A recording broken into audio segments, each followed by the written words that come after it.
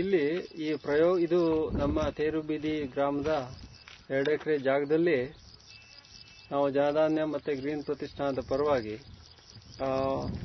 ಒಂದು ಪ್ರಯೋಗಶಾಲೆಯನ್ನ ನಾವು ರೈತರ ಉಪಯೋಗಕ್ಕೆ ಅಂತ ಹೇಳಿ ತೆಗೆದಿದ್ದೀವಿ. ಇಲ್ಲಿ ರೈತರು ಕೂಡ ಈ ಕೆಲಸವನ್ನು ಮಾಡಬಹುದು. ಅದು ತೋರಿಸಲಿಕ್ಕೋಸ್ಕರ ನಾವಿಲ್ಲಿ ಮಾಡಿರೋದು. ಈ ಪ್ರದೇಶದಲ್ಲಿರ್ತಕ್ಕಂಥ ಎಲ್ಲ ಏನು ಆಹಾರ ಧಾನ್ಯಗಳ ತಳಿಗಳ ಒಂದು ಪ್ರಾತ್ಯಕ್ಷಿಕತೆ. ಬೇರೆ ಬೇರೆ ಬೇರೆ ಬೇರೆ ತಳಿಗಳಿದಾವೆ. ಇಲ್ಲಿ ಬಹಳಷ್ಟು ರಾಗಿನಲ್ಲಿ ಬಹಳಷ್ಟು ತಳಿಗಳಿದಾವೆ. ಆಮೇಲೆ ಭತ್ತದಲ್ಲಿ ತಳಿಗಳಿದಾವೆ, ತೃಣಧಾನ್ಯದಲ್ಲಿ ತಳಿಗಳಿದಾವೆ, ತರಕಾರಿ ಬೆಳೆಗಳಲ್ಲಿ ತಳಿಗಳಿದಾವೆ. ಈಗ ಬೇರೆ ಬೇರೆ ಬೆಳೆಗಳಲ್ಲಿ ಬಹಳಷ್ಟು ನಾಟಿ ತಳಿಗಳು ರೈತರ ಮಧ್ಯ ಹೊಲಗಳಲ್ಲಿ ಇದಾವೆ. ಇದನ್ನ ರೈತರು ಉಪಯೋಗ ಮಾಡಿಕೊಂಡು ಬೇರೆ ಬೇರೆ ಬೇರೆ ಬೇರೆದನ್ನ ಈ ತರ ಪ್ರಯೋಗ ಮಾಡಿಕೊಂಡು ಯಾವ್ದು ಚೆನ್ನಾಗಿ ಬರುತ್ತೆ ಅದನ್ನ ತಮ್ಮ ಹೊಲದಲ್ಲಿ ಬೆಳೆಯುವಂತ ಪ್ರಯತ್ನ ಮಾಡಬಹುದು. ಹೋದ ವರ್ಷ ನಾವು ನೋಡಿದ್ವಿ ಸುಮಾರು 5-6 ಒಳ್ಳೊಳ್ಳೆ ತಳಿಗಳು ಇಲ್ಲಿ ಇಷ್ಟೊಂದು ಬರಗಾಲದಲ್ಲೂ ಕೂಡ ಕೆಲವೊಂದಿಷ್ಟು ತಳಿಗಳು ಚೆನ್ನಾಗಿ ಬಂದು ರಾಗಿನಲ್ಲಿ, ಭತ್ತದಲ್ಲಿ, ಒಣ ಬೇಸಾಯದಲ್ಲಿ. ಸೊ ಆ ಒಂದು ಉದ್ದೇಶವನ್ನು ಇಟ್ಟುಕೊಂಡು ನಾವಿಲ್ಲಿ ಈ ವರ್ಷ ಬಹಳಷ್ಟು ತಳಿಗಳ ಪ್ರಾತ್ಯಕ್ಷಿತೆಯನ್ನು ಮಾಡಲಿಕ್ಕೆ ಇಲ್ಲಿ ವ್ಯವಸ್ಥೆನ ಮಾಡ್ಕೊಂಡಿದ್ದೀವಿ. ನಿಂಗಪ್ಪ, ಇಲ್ಲಿ ಈ ಪ್ರಾತ್ಯಕ್ಷಿತೆಯಲ್ಲಿ, ರಾಗಿ ಪ್ರಾತ್ಯಕ್ಷಿತೆಯಲ್ಲಿ ಎಷ್ಟು ತಳಿಗಳನ್ನು ನಾವಿಲ್ಲಿ ಬೆಳೆಸಿದ್ದೀವಿ? ನಾವು ಮುಖ್ಯವಾಗಿ 33 ರಾಗಿ ತಳಿಗಳನ್ನ ಇದು ಮುಖ್ಯವಾಗಿ ಈ ತಳಿಗಳ ಪುನರುಜ್ಜೀವನ ಪ್ರಾತ್ಯಕ್ಷಿಕೆ ಒಂದು. ಅದರ ಜೊತೆಗೆ ಒಂದಿಷ್ಟು ಗುಣಗಳನ್ನ ಗುರುತಿಸುವುದು ಒಂದು, ಈ ಬರ ನಿರೋಧಕತೆ ಇರ್ಬೋದು ಅಥವಾ ಇನ್ನೊಂದು ರೋಗ ನಿರೋಧಕತೆ ಇರ್ಬೋದು. ಈ ತರ ಗುಣಗಳನ್ನು ಗುರುತಿಸೋ ಒಂದು ಕೆಲಸನ ಇಲ್ಲಿ ನಡೀತಾ ಇದೆ. ಇದರಲ್ಲಿ ಮುಖ್ಯವಾಗಿ 33 ರಾಗಿ ತಳಿಗಳನ್ನ ನಾವಿಲ್ಲಿ ಆಯ್ಕೆ ಮಾಡ್ಕೊಂಡಿದ್ದೀವಿ. ಈ 33 ರಾಗಿ ತಳಿಗಳಲ್ಲಿ ನಿಮ್ಗನ್ಸ್ದಂಗೆ ಹೋದ ವರ್ಷದ ನಿಮ್ಮ ಒಂದು ಅನುಭವ ಇರ್ಬೋದು ಅಥವಾ ಈಗ ನಾವು ನಡೆಸ್ತಾ ಇರ್ತಕ್ಕಂಥ ಪ್ರಾತ್ಯಕ್ಷಿಕೆಯಲ್ಲಿ ಅನುಭವ ಇರ್ಬೋದು, ಯಾವ ತಳಿಗಳು ರೈತರ ಈ ಒಂದು ವಾತಾವರಣಕ್ಕೆ, ಈ ಪ್ರದೇಶದ ವಾತಾವರಣಕ್ಕೆ ಚೆನ್ನಾಗಾಗುತ್ತೆ ಅಂತ ನಿಮ್ಮ ಅನುಭವ? ಈಗ ಹೋದ ವರ್ಷದ್ದು ಪ್ರಾತ್ಯಕ್ಷಿಕೆ ಮತ್ತು ಈ ರೈತರ ಜಮೀನಿನಲ್ಲಿರುವಂತಹ ಬೆಳೆಗಳ ಒಂದು ಅನುಭವವನ್ನ ತೆಗೆದುಕೊಂಡಾಗ ನಮಗ್ ಮುಖ್ಯವಾಗಿ ಒಂದು 6ರಿಂದ 7 ತಳಿಗಳು ಬಹಳ ಪ್ರಮುಖ ಪಾತ್ರ ವಹಿಸ್ತವು. ಅವು ಯಾವಂತಂದ್ರೆ ಈ ಪಿಚ್ಕಡ್ಡಿ ರಾಗಿ, ಗುಟ್ಕಿಂದಲ್ ರಾಗಿ, ರಾಗಳ್ಳಿ ಶಿವಳ್ಳಿ ರಾಗಿ, ನೆಕ್ಸ್ಟ್ ಕೆಂಪು ರಾಗಿ. ಅಲ್ಲಿ ಮಧ್ಯ ಒಂದು ತುಂಬಾ ಚೆನ್ನಾಗಿ ಬಂದಿದೆಯಲ್ಲ, ದೊಡ್ಡದಾಗಿ ದಷ್ಟಪುಷ್ಟವಾಗಿ, ಅದು ಯಾವ ರಾಗಿ ಅಂತ ಹೇಳ್ಬೋದಾ? ಅದು ಕೆಂಪು ರಾಗಿ. ಅದ್ರ ಪಕ್ಕ ಆ ಕಡೆ ಒಂದು ಗುಟ್ಕಿಂದಲ್ ರಾಗಿ ಇದೆ. ನೆಕ್ಸ್ಟ್ ಒಂದು ರಾಗಳ್ಳಿ ಶಿವಳ್ಳಿ ರಾಗಿ. ಇವು ಕೂಡ ಹೋದ ವರ್ಷ ನಮಗೊಂದು 250ರಿಂದ 300 ಮಿಲಿಮೀಟರ್ ಮಳೆ ಆದ್ರೂ ಕೂಡ ನಮಗೂ ಒಳ್ಳೆ ಇಳುವರಿಯನ್ನ ಕೊಟ್ಟಿರಂತ ತಳಿಗಳು. ಈಗ ಆ ತಳಿಗಳನ್ನ ಈಗ ರೈತರು ಕೂಡ ತಮ್ಮ ಜಮೀನಲ್ಲೆಲ್ಲ ಹಾಕೊಂಡಿದ್ದಾರೆ. ಜೊತೆಗೆ ಇಲ್ಲಿ ಪ್ರಾತ್ಯಕ್ಷಿಕೆ ಮುಖಾಂತರ ಮತ್ತೊಂದು ಸ್ವಲ್ಪ ಜನರ ರೈತರಿಗೆ ತೋರಿಸ್ಲಿಕ್ಕೆ ಕೂಡ ಇಲ್ಲಿ ಪ್ರಾತ್ಯಕ್ಷಿಕೆ ಮುಖಾಂತರ ತೋರಿಸ್ತಾ ಇದ್ದೀವಿ. ಈ ತರ ಪ್ರಾತ್ಯಕ್ಷಿತೆ ಮಾಡಬೇಕಾದ್ರೆ ಸಾಮಾನ್ಯವಾಗಿ ಸುಮಾರು ಈಗ 30-40 ಏನು ತಳಿಗಳನ್ನ ರೈತರು ತಾವೇನೆ ಪ್ರಯೋಗ ಮಾಡಿ ನೋಡ್ಬೇಕು ಅಂತ ಹೇಳಿದ್ರೆ ತಮ್ಮ ಹೊಲದಲ್ಲಿ ಇಲ್ಲಿ ಮಾಡಿದಿರಲ್ಲ, ಸಣ್ಣ ಸಣ್ಣ ಒಂದು ಪಾತಿಗಳನ್ನ ಮಾಡಿ ಯಾವ ಒಂದು ಆಧಾರ ಅಂದ್ರೆ ಎಷ್ಟು ಅದರ ಒಂದು ವಿಸ್ತೀರ್ಣ ಇರಬೇಕು ಅಂತ ನಿಮ್ಗನ್ಸುತ್ತೆ? ಈಗ ಇಲ್ಲಿ ನಾವು ಪ್ರಾತ್ಯಕ್ಷಿಕೆ ಮಾಡಿರೋದ್ರಿಂದ ನಾವು ಇಲ್ಲಿ ಒಂದು 10x10 ಅಡಿ ಜಾಗದಲ್ಲಿ ಈ ತರ ಪ್ರಾತ್ಯಕ್ಷಿಕೆ ಮಾಡಿ ಒಂದು 33 ಜಾತಿ ರಾಗಿಗಳನ್ನು ತೋರಿಸ್ತಾ ಇದ್ದೀವಿ. ಇದನ್ನೇ ರೈತರವರು ಜಮೀನಿನಲ್ಲಿ ಮಾಡ್ಕೋಬೇಕಂತಂದ್ರೆ ಸುಮಾರು ಅವರು ಆ ಏರಿಯಾ, ಆ ಪ್ರದೇಶಕ್ಕೆ ಅನುಗುಣವಾಗಿ ಒಳ್ಳೆ ಬರುವಂತ ನಾಟಿ ತಳಿಗಳನ್ನು ಹುಡುಕಿ ಅಲ್ಲೊಂದು 15ರಿಂದ 20 ತಳಿಗಳನ್ನ ಆಯ್ಕೆ ಮಾಡ್ಕೊಂಡು ರೈತರು ಅಲ್ಲೊಂದು 10x10 ಅಥವಾ ಒಂದು 20x20 ಮೀಟರ್, 20x20 ಅಡಿ ಪ್ರದೇಶದಲ್ಲಿ ಪ್ರಾತ್ಯಕ್ಷಿಕೆ ಮಾಡಿ ತೋರಿಸ್ತಾ ಇದ್ದಾರೆ ರೈತರು ಕೂಡ. ಇಲ್ಲಿ ಮುಖ್ಯವಾಗಿ ಬೇರೆ ಬೇರೆ ತಳಿಗಳನ್ನು ಗುರುತಿಸಲಿಕ್ಕೆ ಈಗ 33 ತಳಿಗಳಿದೆ. ಈ ತಳಿಗಳನ್ನು ಗುರುತಿಸಲಿಕ್ಕೆ ನೀವೇನು ಕ್ರಮ ಕೈಗೊಂಡಿದ್ದೀರಾ? ಯಾವ ಒಂದು ವಿಧಾನದಿಂದ ಈ ತಳಿಗಳನ್ನ ಬೇರೆ ಬೇರೆ ತಳಿಗಳನ್ನ ಗುರುತಿಸಲಿಕ್ಕೆ ವ್ಯವಸ್ಥೆ ಮಾಡ್ಕೊಂಡಿದ್ದೀರಾ? ಇಲ್ಲಿ ಮುಖ್ಯವಾಗಿ ನಾವು ಒಂದು ತಳಿ ಗುರುತಿಸೋಕ್ಕಿಂತ ಮೊದಲಿಗೆ ಒಂದು ಈ ಸಹಭಾಗಿತ್ವದೊಂದಿಗೆ ಒಂದು ಗ್ರಾಮೀಣ ಅಧ್ಯಯನ ಇದು ಮಾಡ್ತೀವಿ, ಪರೀಕ್ಷೆ. ಇದರಲ್ಲಿ ಸುಮಾರು ಹಲವಾರು ಅನುಭವ ಇರೋಂತ ರೈತರನ್ನ ಅವತ್ತಿನ ದಿವಸ ನಾವು ಅಲ್ಲಿ ಭಾಗವಹಿಸುವ ಹಾಗೆ ನೋಡ್ಕೊಂಡಿರ್ತೇವೆ. ಅಲ್ಲೇ ರೈತರ ಅನುಭವಗಳು ಜೊತೆಗೆ ಯಾವ್ಯಾವ ತಳಿಗಳು ಯಾವ್ಯಾವ ತರ ಪರ್ಫಾರ್ಮೆನ್ಸ್ ಕೊಡ್ತಾವ ಅನ್ನೋದನ್ನ ಆ ರೈತರೇ ಅವತ್ತಿನ ದಿವಸ ತೀರ್ಮಾನ ಮಾಡ್ತಾರೆ. ಈಗ ಅವರು ಇಷ್ಟು ಕಡಿಮೆ ಮಳೆ ಆದ್ರೂ ಒಳ್ಳೆ ಇಳುವರಿ ಕೊಡಂತ ತಳಿಗಳು, ಒಳ್ಳೆ ಈ ಮೇವಿಗೆ ಆಗಂತ ತಳಿಗಳು, ಒಳ್ಳೆ ರೋಗ ಅಥವಾ ಕೀಟ ಬಾಧೆ ತಡ್ಕೊಂಡಂತ ತಳಿಗಳು, ಈ ತರ ಎಲ್ಲಾ ಒಂದು ಗುಣಗಳನ್ನ ಆಧಾರವಾಗಿಟ್ಕೊಂಡು ಅವರಲ್ಲಿ ತಳಿಗಳನ್ನ ಆಯ್ಕೆ ಮಾಡ್ತಾರೆ. ಆ ವಿಧಾನದ ಮುಖಾಂತರ ನಾವು ಈ ತರ ತಳಿಗಳನ್ನ ಆಯ್ಕೆ ಮಾಡಿಬಿಟ್ಟು ಈ ತರ ಪ್ರಾತ್ಯಕ್ಷಿಕೆ ಮುಖಾಂತರ ಬಹಳಷ್ಟು ಜನ ರೈತರಿಗೆ ತೋರ್ಸಕ್ಕೆ ಈ ತರ ಪ್ರಾತ್ಯಕ್ಷಿಕೆ ಆಯ್ಕೆ ಮಾಡ್ತೀವಿ.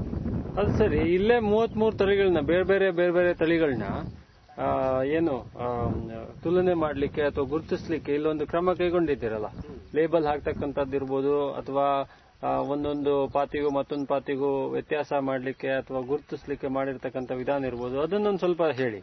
ಈ 33 ತಳಿಗಳು ಕೂಡ ಇಲ್ಲಾಂದ್ರೆ ಎಲ್ಲೋ ಒಂದೇ ತರನೇ ಏನು ಈ ಕಾಣ್ತಾ ಇಲ್ಲ, ಇಲ್ಲಿ ಗೊತ್ತಾಗುತ್ತೆ ಬೇರೆ ಬೇರೆ ತಳಿಗಳ ಬೆಳವಣಿಗೆಗಳೇ ಬೇರೆ ತರ ಇದೆ. ಇದನ್ನು ಗುರುತಿಸ್ಲಿಕ್ಕೆ ಇಲ್ಲಿ ಏನೋ ಒಂದು ಕ್ರಮ ಮಾಡಿದ್ದೀರಲ್ಲ. ಇಲ್ಲಿ 33 ತಳಿಗಳನ್ನ ಬೇರೆ ಗುರುತಿಸ್ಲಿಕ್ಕೆ ಈ ಒಂದು ಲೇಬಲ್ ಗಳನ್ನ ಹಾಕಿದೀವಿ ಫಸ್ಟ್ನೇದಾಗಿ. ಜೊತೆಗೆ 33 ತಳಿಗಳನ್ನು ನಾವು ಒಂದೇ ಅಳತೆ ಜಾಗದಲ್ಲಿ 33 ತಳಿಗಳನ್ನು ತಗೊಂಡಿದ್ದೀವಿ. ಈಗ 10x10 33 ತಳಿಗಳನ್ನು ತಗೊಂಡಿದ್ದೀವಿ. ಇಲ್ಲಿ ಏನಂತಂದ್ರೆ ಇಲ್ಲಿ ನಾವು ಪ್ರತಿ ಒಂದು 3-4 ಹಂತದಲ್ಲಿ ನಾವು ಇಲ್ಲಿ ಒಂದು ತಳಿಗಳ ಬೆಳವಣಿಗೆ, ತೆಂಡೆಗಳ ಸಂಖ್ಯೆ, ಈ ತರ ಎಲ್ಲ ನಾವು ಗುಣಗಳನ್ನ ನಾವು ರೆಕಾರ್ಡ್ ಮಾಡ್ತಾ ಹೋಗ್ತೀವಿ. ಜೊತೆಗೆ ಆ ಇಳುವರಿ ಕೂಡ ಬಂದ್ಮೇಲೆ ಮತ್ತೊಂದ್ಸರಿ ಇಳುವರಿ ಒಂದು ತಗೊಂಡ್ಬಿಟ್ಟು ಅದು ಎಷ್ಟು ಇಳುವರಿ ಬಂತು, ಅದು ಎಷ್ಟೆಷ್ಟು ತೆಂಡೆ ಬಂತು ಅನ್ನೋದ್ರ ಮೇಲೆ ನಾವು ತಳಿಗಳನ್ನ ಸಪರೇಟ್ ಮಾಡ್ತೀವಿ. ಈಗ ಭತ್ತ ಇದೆ ಅಂತ ಹೇಳಿದ್ರಲ್ಲ, ಅದನ್ನು ಒಂದ್ ಸ್ವಲ್ಪ ಹಾಗೆ ನೋಡೋಣ. ಭತ್ತ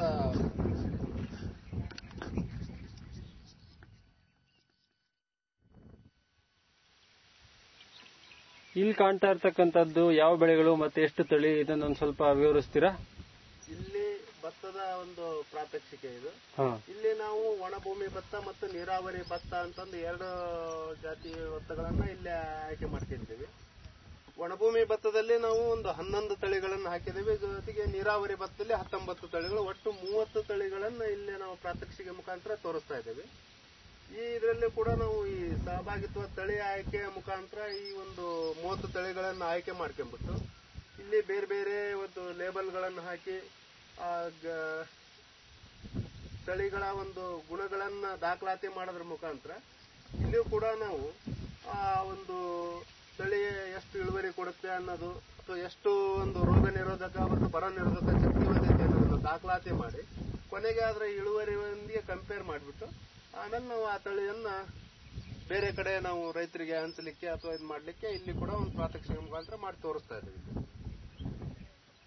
ಇಲ್ಲಿ ಒಣ ಬೇಸಾಯದ್ದು ಭತ್ತ ಬೇರೆ ಮತ್ತೆ ನೀರಾವರಿ ಭತ್ತದ್ದು ಬೇರೆ ಇದೆ ಅಂತ ಹೇಳಿದ್ರಿ.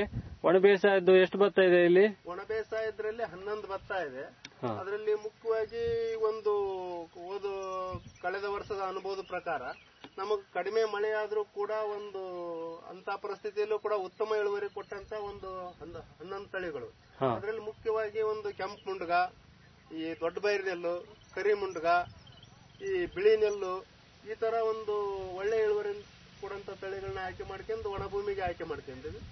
ಇಲ್ಲಿ ನೀರಾವರಿಗೆ ಒಂದು ಬೇಗ ಅಥವಾ ಅಧಿಕ ಇಳುವರಿ ಹೆಚ್ಚಿನ ತೆಂಡೆ ಬರೋಂಥ ತಳಿಗಳಾದ ಚಿನ್ನಪೊನ್ನಿ, ಮೈಸೂರು ಮಲ್ಲಿಗೆ, ಈ ರತ್ನಚೂಡಿ, ಈ ತರ ತಳಿಗಳನ್ನು ಇಲ್ಲಿ ನೀರಾವರಿಯಲ್ಲಿ ಆಯ್ಕೆ ಮಾಡ್ಕೊಂಡಿದ್ದೀವಿ.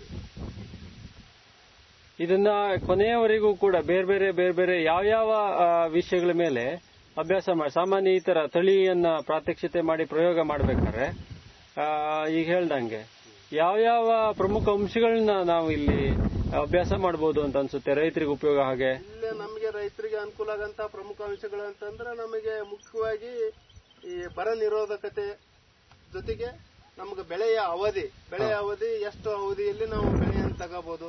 ಇವಾಗ ನಮಗೆ ಈ ಅಧಿಕ ದಿನಗಳನ್ನು ತಗೊಂಡಂತ ಈ ಲಾಂಗ್ ಡ್ಯೂರೇಟೆಡ್ ತಳಿಗಳು ಕೆಲವೊಂದು ಟೈಮ್ ಮಳೆ ಹೆಚ್ಚು ಕಡಿಮೆ ಆದಾಗ ಕೂಡ ಅಥವಾ ಬೇಸಿಗೆ ಜಾಸ್ತಿ ಆದಾಗ ಕೂಡ ಇಳುವರಿಯಲ್ಲಿ ವ್ಯತ್ಯಾಸ ಆಗೋದು ಉಂಟು. ಈ ತಳಿಗಳು ನಮಗೆ ಸ್ವಲ್ಪ ಒಂದಿಷ್ಟು ಗುಣಗಳನ್ನ ಬೇಗ ಬರೋಂತ ತಳಿಗಳು, ಜೊತೆಗೆ ಜಾಸ್ತಿ ತೆಂಡೆ ಹೊಡೆಯಂತ ಗುಣ, ಜೊತೆಗೆ ಬರ ಮತ್ತು ರೋಗ ಮತ್ತು ಕೀಟ ನಿರೋಧಕತೆ ಹೊಂದಿರುವಂತಹ ಗುಣಗಳು, ಈ ತರ ನಾವು ಗುಣಗಳನ್ನ ನಾವು ಈ ತಳಿ ಆಯ್ಕೆಯಲ್ಲಿ ತಗೊಳ್ತಾ ಇದ್ದೀವಿ. ಇಲ್ಲಿ ನಾವು ಇಷ್ಟೊತ್ತನಕ ತೋರಿಸಿದ್ದು ಮುಖ್ಯವಾಗಿ ಪ್ರಾತ್ಯಕ್ಷಿತೆ ಮೂಲಕ ತಳಿಗಳ ಪ್ರಯೋಗ ಅಂತ ಹೇಳ್ತಾರೆ. ಇದನ್ನ ರೈತರು ಸಾಮಾನ್ಯವಾಗಿ ಏನ್ ಮಾಡಬಹುದು ಅಂತ ಹೇಳಿದ್ರೆ, ವಿಜ್ಞಾನಿಗಳು ಕೂಡ ಮಾಡ್ತಕ್ಕಂಥದ್ದು ಇದೇನೆ. ಬೇರೆ ಬೇರೆ ಬೇರೆ ಬೇರೆ ತಳಿಗಳನ್ನ ಆಯ್ಕೆ ಮಾಡಿಕೊಂಡು ಅದನ್ನ ಈ ತರ ಪ್ರಯೋಗಶಾಲೆ ಮಾಡಿಕೊಂಡು ಒಂದು ಜಮೀನಲ್ಲಿ ಎಲ್ಲವನ್ನೂ ಕೂಡ ಅಭ್ಯಾಸ ಮಾಡ್ತಾರೆ. ಯಾವ್ಯಾವ ಇದ್ರ ಅಂಶಗಳು ಇದರಲ್ಲಿ ಚೆನ್ನಾಗಿದ್ದಾವೆ, ಬರ ನಿರೋಧಕತೆ ಇರ್ಬೋದು, ಕೀಟ ರೋಗ ನಿರೋಧಕತೆ ಇರ್ಬೋದು, ಅವು ಬೆಳವಣಿಗೆ ಜಾಸ್ತಿ ಇರತಕ್ಕಂಥದ್ದು, ತಂಡೆ ಹೊಡಿತಕ್ಕಂಥದ್ದು, ಅಥವಾ ಏನು ಕಡಿಮೆ ಅವಧಿ ಬೆಳೆ, ಹೀಗೆ ಬೇರೆ ಬೇರೆ ಬೇರೆ ಬೇರೆ ಅಂಶಗಳನ್ನ ಅಭ್ಯಾಸ ಮಾಡ್ತಾರೆ. ರೈತರು ಕೂಡ ಇವತ್ತು ತಮ್ಮ ಪ್ರದೇಶದಲ್ಲಿ ಇರತಕ್ಕಂಥ ಕೆಲವೊಂದಿಷ್ಟು ತಳಿಗಳನ್ನ ಹೀಗೆ ಗುರುತಿಸಿಕೊಂಡು 4-5 ತಳಿಗಳನ್ನ ತಮ್ಮ ಹೊಲದಲ್ಲಿ ಒಂದು ಸಣ್ಣ ಪ್ರಯೋಗಶಾಲೆ ಮಾಡೋದ್ರ ಮೂಲಕ, ಇಲ್ಲಿ ಉದಾಹರಣೆಗೆ 10 ಅಡಿ 10 ಅಡಿನಲ್ಲಿ ಎಲ್ಲ ಹಾಕಿದ್ದೀವಿ. ಇನ್ನು ದೊಡ್ಡದಾಗಿ ಮಾಡಬಹುದು. ಇಲ್ಲಿ ತುಂಬಾ ಜಾಸ್ತಿ ತಳಿಗಳು ಇದ್ದಿದ್ರಿಂದ, ಜಾಗ ಕಡಿಮೆ ಇದ್ದಿದ್ರಿಂದ 10 ಅಡಿ 10 ಅಡಿನಲ್ಲಿ ನಾವು ಮಾಡಿದ್ದೀವಿ. ಇನ್ನು ತಳಿಗಳು ಕಡಿಮೆ ಇದೆ, ರೈತರು ಎಲ್ಲ 30-40 ತಳಿಗಳನ್ನ ಆಯ್ಕೆ ಮಾಡಿ ಗುರುತಿಸಿ ಅದನ್ನೆಲ್ಲ ಪ್ರಯೋಗ ಮಾಡೋ ಅವಶ್ಯಕತೆ ಬರಲ್ಲ. 4-5 ತಳಿಗಳನ್ನ ತಮ್ಮ ಸುತ್ತಮುತ್ತಲು ಇರತಕ್ಕಂಥ ತಳಿಗಳನ್ನ ತಗೊಂಡ್ಬಂದು ಸುಮಾರು ಒಂದು 25 ಅಡಿ 25 ಅಡಿ ಅಥವಾ 50 ಅಡಿ 50 ಅಡಿ ಒಂದೊಂದು ಗುಂಟೆ ಜಾಗದಲ್ಲಿ ಬೇರೆ ಬೇರೆ ಬೇರೆ ಬೇರೆ ತಳಿಗಳನ್ನ ಹಾಕೊಂಡು ಅಭ್ಯಾಸ ಮಾಡ್ಲಿಕ್ಕೆ ಶುರು ಮಾಡಬೇಕು. ಮಾಡಿದಾಗ ಏನಾಗುತ್ತೆ ಅಂತ ಹೇಳಿದ್ರೆ ಬೆಳವಣಿಗೆಗಳಿರ್ಬೋದು, ತಂಡೆ ಹೊಡಿತಕ್ಕಂಥದ್ದು, ಬರ ನಿರೋಧಕತೆ, ಕೀಟ ರೋಗ ನಿರೋಧಕತೆ, ಇದೆಲ್ಲ ಅಂಶಗಳು ಗೊತ್ತಾಗ್ತಾ ಹೋಗುತ್ತೆ. ತನ್ಮೂಲಕ ತಮ್ಗೇನಾಗುತ್ತೆ ಅಂತ ಹೇಳಿದ್ರೆ ತಮ್ಮ ಪ್ರದೇಶದಲ್ಲಿ ತಮ್ಮ ಭೂಮಿಯಲ್ಲಿ ಯಾವ ತಳಿಯನ್ನು ನಾವು ಹಾಕಿದ್ರೆ ನಮಗೆ ಉಪಯೋಗ ಆಗುತ್ತೆ ಅನ್ನೋದನ್ನ ರೈತರು ಕಂಡ್ಕೋಬಹುದು.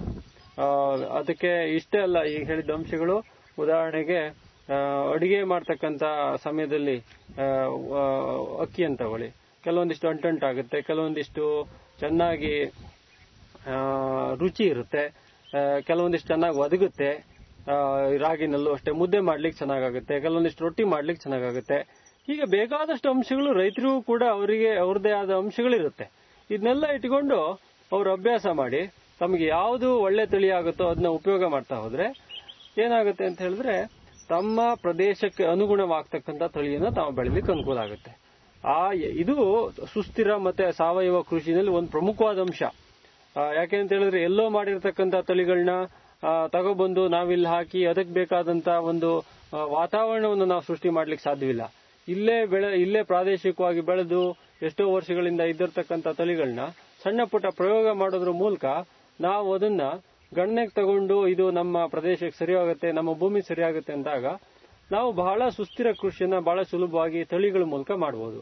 ಹಾಗಾಗಿ ತಳಿಗಳ ಗುರುತಿಸ್ತಕ್ಕಂಥ ಒಂದು ಕ್ರಮ ಸುಸ್ಥಿರ ಕೃಷಿನಲ್ಲಿ ಬಹಳ ಪ್ರಮುಖವಾದ ಅಂಶ.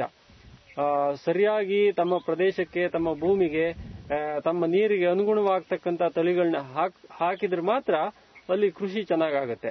ಹಾಗಾಗೇನೆ ಎಷ್ಟೋ ಏನು ಸುಧಾರಿತ ತಳಿಗಳು, ಹೈಬ್ರಿಡ್ ಅಂತೆಲ್ಲ ನಾವೇನು ಹೇಳ್ತೀವಲ್ಲ, ಹೈಬ್ರಿಡ್ ಇರ್ಬೋದು, ಸುಧಾರಿತ ತಳಿಗಳಿರ್ಬೋದು, ರೈತರ ಹೊಲದಲ್ಲಿ ವಿಫಲವಾಗ್ತವೆ. ಯಾಕಂತ ಹೇಳಿದ್ರೆ ಅದನ್ನ ಎಲ್ಲೋ ಮಾಡಿರ್ತಾರೆ, ಇಲ್ಲಿ ತಗೊಬಂದು ಅದಕ್ಕೆ ಬೇಕಾದಂತ ಒಂದು ವಾತಾವರಣವನ್ನು ಸೃಷ್ಟಿ ಮಾಡ್ಲಿಕ್ಕೆ ಪ್ರಯತ್ನ ಮಾಡ್ತಾರೆ, ಅದು ಆಗೋದಿಲ್ಲ. ಹಾಗಾಗಿ ಅವು ವಿಫಲವಾಗ್ತವೆ.